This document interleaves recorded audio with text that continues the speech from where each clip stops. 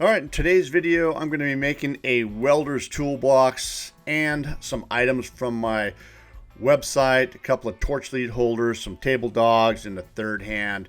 Now this is going to be all part of a giveaway for Black Stallion at the very end. When this project is complete, I'll be giving this toolbox and all these items to them, and I'm sure that they're going to add some stuff to it, and that's all going to be part of their giveaway. There'll be some details about that on their Instagram page at Black Stallion. Now back to the video. So I've cut out a couple of torch lead holders, as you can see right here, and we're going to be jumping around a little bit. You're going to see I'm going to working on torch lead holders a little bit, then jumping around to different items. It's just filmed over a few days right here, but you can see once I cut them out, then I take a flap disc and I grind them all down, and once that's all done, we'll come back to those a little bit later when you do all the bending and the powder coating. Alright, I'm going to be moving on to the third hand right now. Now this is something that you can use anything with to make a third hand. Third hand is something that's used to hold anything that you'd be welding down. You know, it's nice to have that extra hand to hold if you're welding something vertically or you have a hard time holding it in place. This is helps out a lot. In this case, it's just a piece of 1 and 5/8 round bar stock that I had sitting on the shelf. You could use anything, but this is what I had. And then it's about 3 inches long, and then I'm just facing either end, and then chamfering also both sides as well. Once I got that done, then I'm going to put a couple of holes evenly spaced on one side. These would be for the legs, and then one hole on the other side, and that is going to be for the arm itself.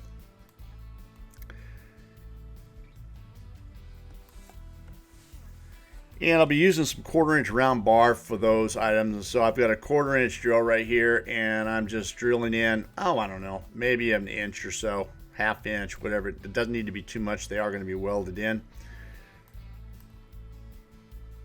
And once I got that done, this is the 1/2 inch bar stock, and I'm just cutting the pieces to length right here. Now it could be any length you want. This is just what's comfortable for me. You know, I heated this up a little bit to bend it on a 90 degrees. I don't know that you need to. 1/4 inch round bar stock bends fairly easy, but this definitely made it easier once it was a little heated up there. At least for the 90 degree pieces anyway. The other pieces I've been on about a 45, and that went pretty good.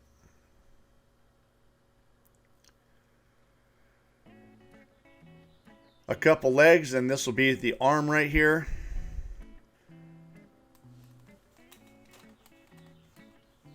And they kind of go in just like this. Spread them apart a little bit, and then I'm just going to TIG weld them all the way around. A pretty simple tool to have in your arsenal here, and also fun to make. You know, you can get creative with these things. I've had all different sizes and shapes, and you can just do anything you want with these things, and they're really handy to have. I've got a couple of them in the shop. I use them pretty regularly.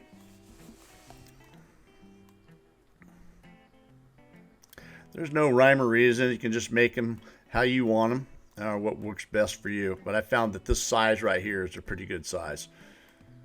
Pretty handy for most things.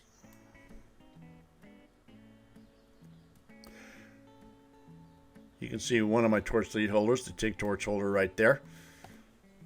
And then there you go. It's a good example of using the third hand right there. Just holding that top piece down nice and flat while I'm welding this piece on. And this is the Mig Gun Holder right here, and this is just how I do these right here, and I just TIG weld them all the way around.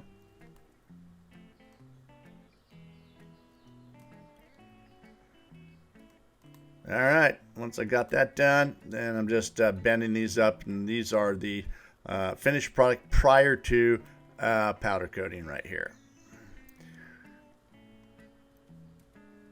And that is the TIG. And this is the stick, and then this will be the angle grinder right here. All right, got those out of the way. They'll be ready for powder coat here in a little bit, and I'm going to jump right on to my table dogs right here. Once again, this is some 1-inch round bar stock. And I just turn them down to the right dimension.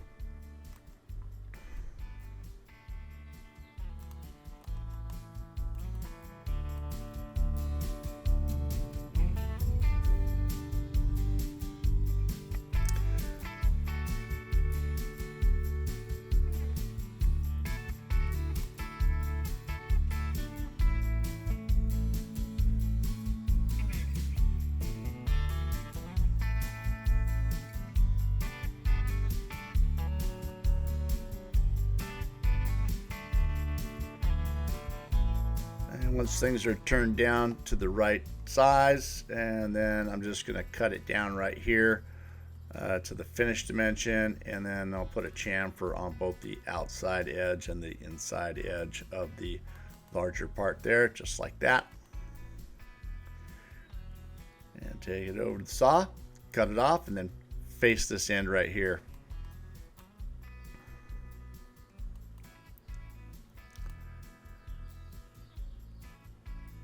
And then a chamfer on the outside, and there you have it. And that's how they work. There's 4 of them for a kit.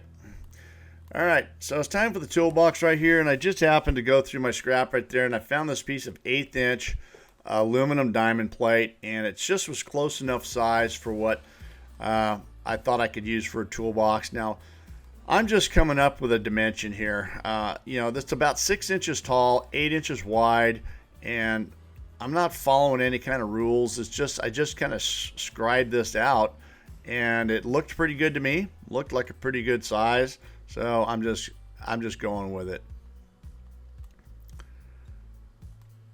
And then my Evolution skill saw with aluminum blade on here to cut things out.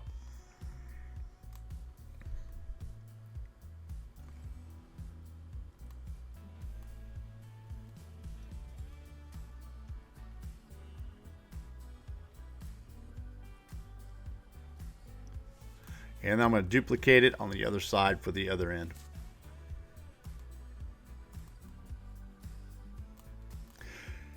The camera goes in and out of focus. I apologize for that. The brightness between the light coming in from the end of the garage right there and the brightness of the aluminum, you can see that the color, I've kind of turned it down a little bit to kind of soften the brightness.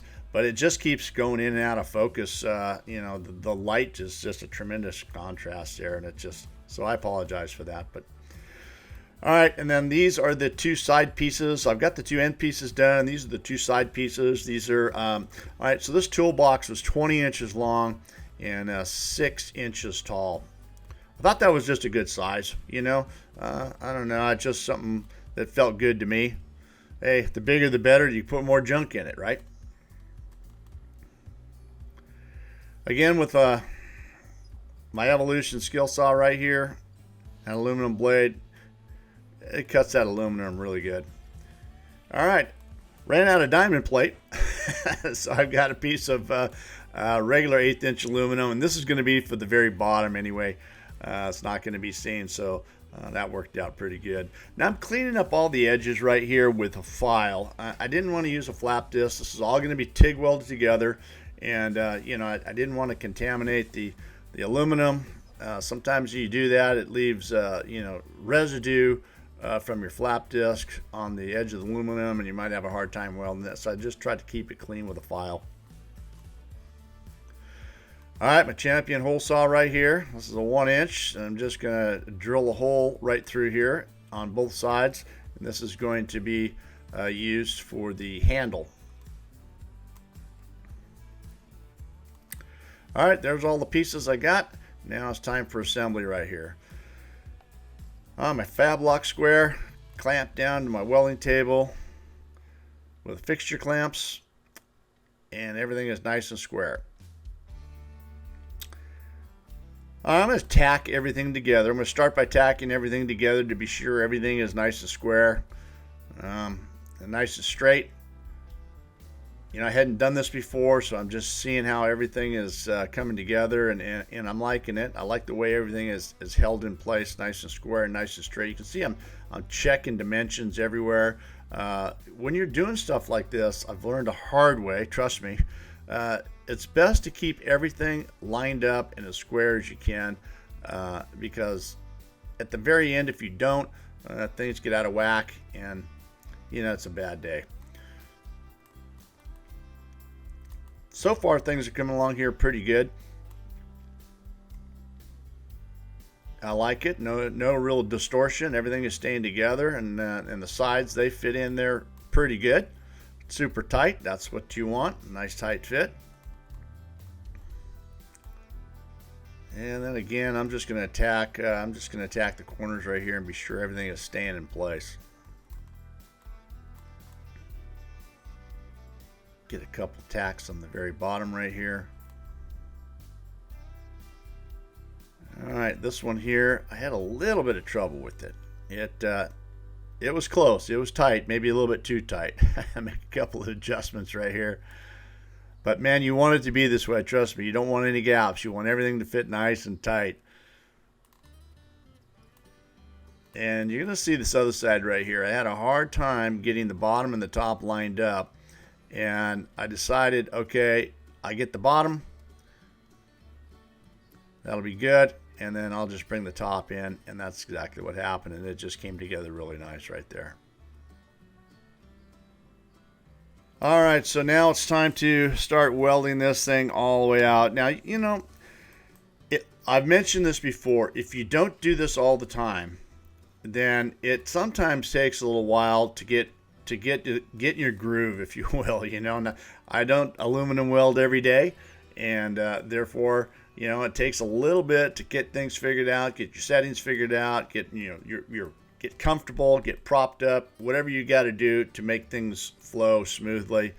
And you know, it took almost this whole project for me to get everything just right before it started feeling good.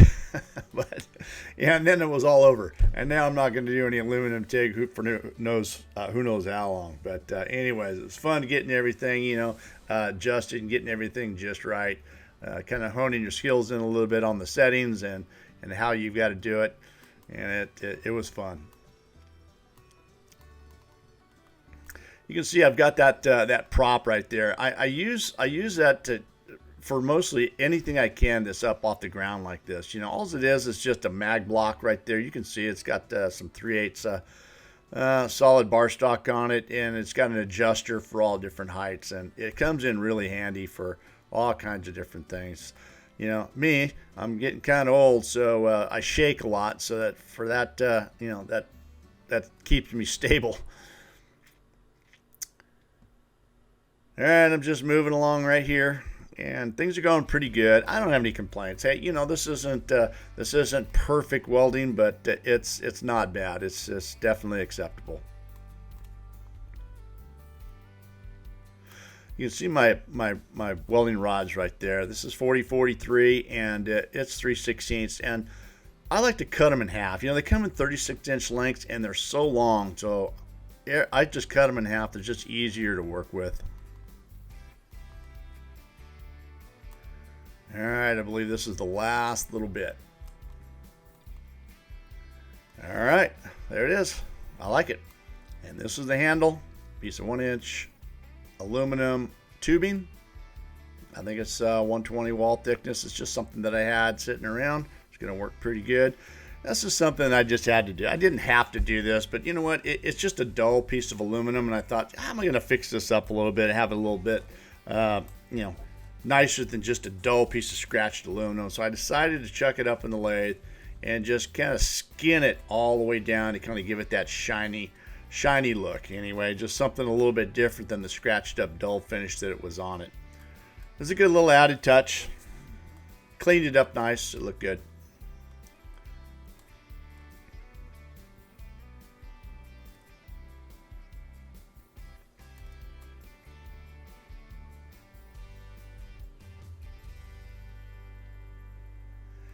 All right, there it is, and it fits right in. And then I'm just going to run it proud about 1/4 of an inch each side, just to allow me to get the weld around the outside there.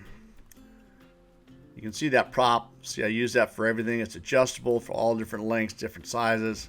Now on this one here, it wasn't too bad. I was able to get all the way around it with not too much trouble at all. When I got to this side over here, there's no difference. I don't know what the deal was, but I was able to get most of the way around. But I struggled in a little bit of it, and I just couldn't get right. So I decided to stand it up on end and finish it off right here.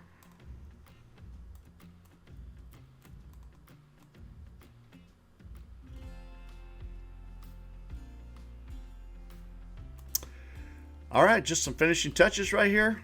I'm just going to smooth up the edges, kind of round them up a little bit, and deburr the outside, be sure there's nothing rough. And because this is a Black Stallion, part of Black Stallion's giveaway, kind of personalized to them, I want to make a badge for it. And this is their logo right here, and I'm just cutting out a logo on the bandsaw.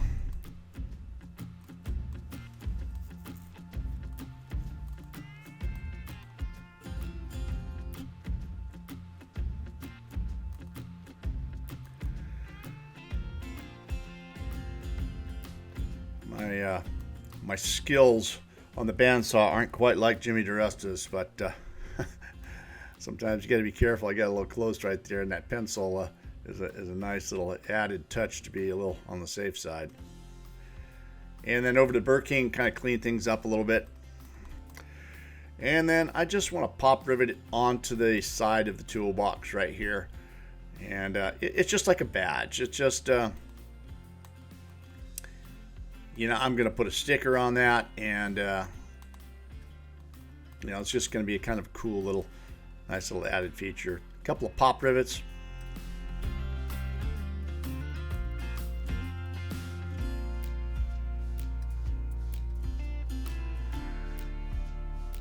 And then the sticker. All right. Back to the torch lead holders and stuff. A little bit of powder coating. Black Stallion yellow and black. That's what I'm doing. These items right here obviously are yellow, and I got a couple of them that are black. And then they go into the oven. 20 minutes later, they're done. And then the black ones are in, and the black ones are out.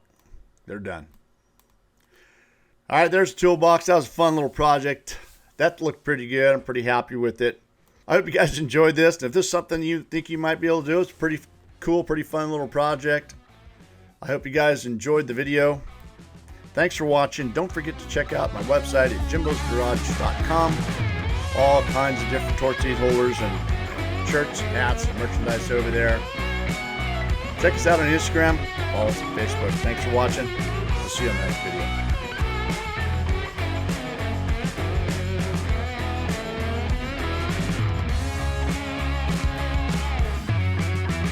See you next time on Jimbo's Garage.